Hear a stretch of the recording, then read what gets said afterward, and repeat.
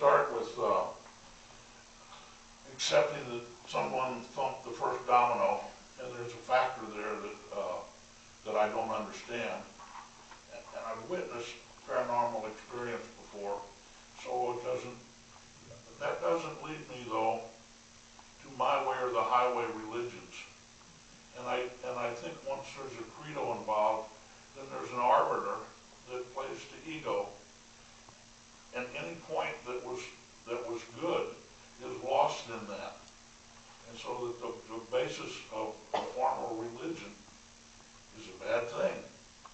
It just doesn't seem to have a good history, and it doesn't seem to matter which religion. It all winds up with somebody's ego and a justification for collateral damage.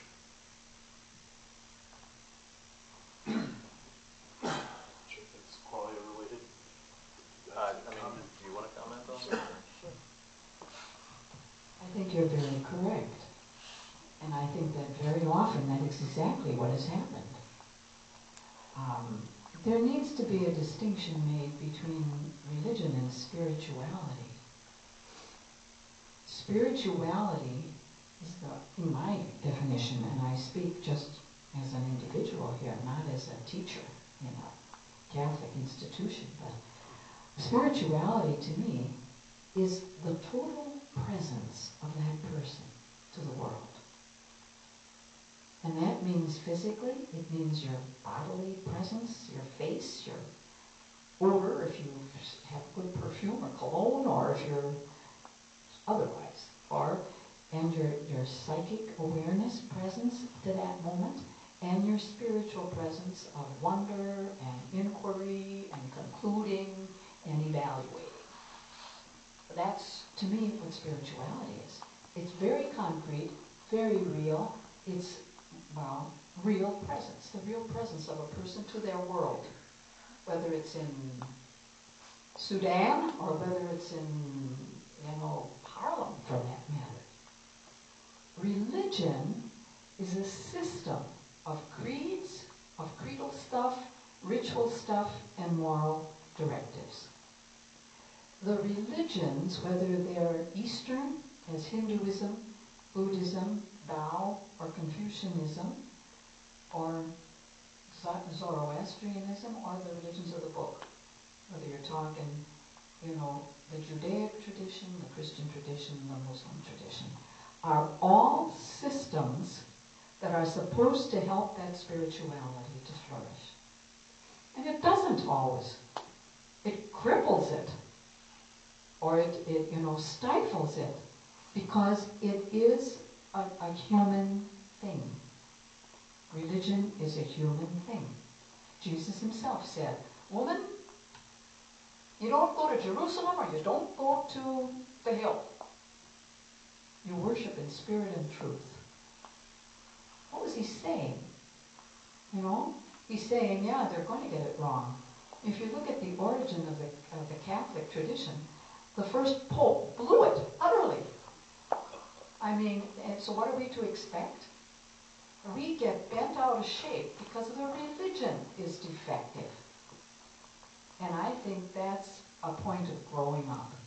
When we begin to realize that at times it helps me, and at times I roll my eyes and say, I know what I got to do here.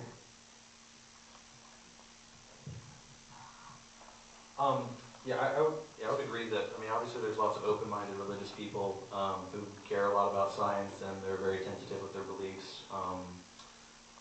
As I said, even a supernatural version of qualia, even if the debate turned out that way, it doesn't really help us sort out any particular supernatural worldview unless your supernatural worldview is that qualia is supernatural.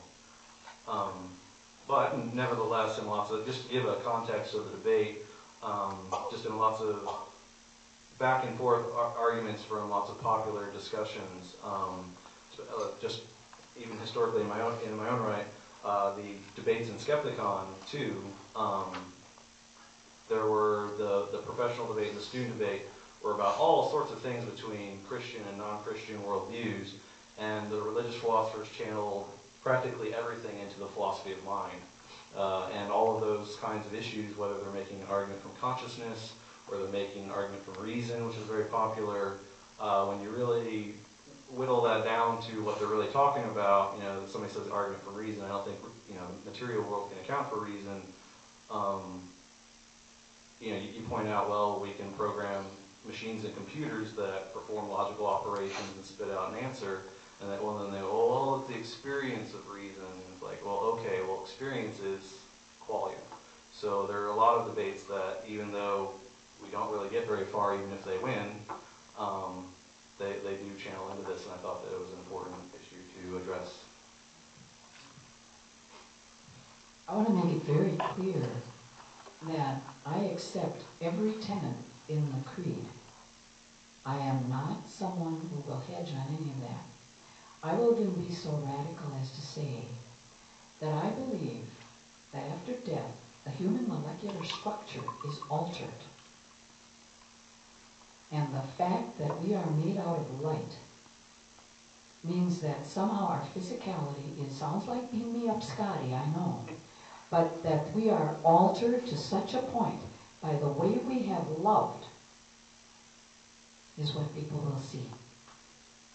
And our physicality will be so transformed that that physicality will be transparent of that loving. That's what I understand as resurrection. It's absolutely concrete. It's absolutely real.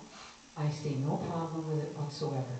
My different from them very much is that I will not allow that natural world to be confining.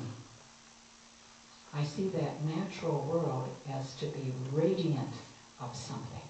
And that natural world is not opaque. That it is a part of something that is happening, and what we have caused as a dualism between religious faith and scientific understanding is really like a half-baked bread. It's not been in the oven long enough. And that we really have to get to a point where we begin to see every single molecule and every single natural reality as absolutely radiant. And that's going to mean a lot of change in a lot of ways we think about a lot of religious stuff. But I just want to make it clear here that my position is not dualistic, but I do see a duality, and I see constant transformation.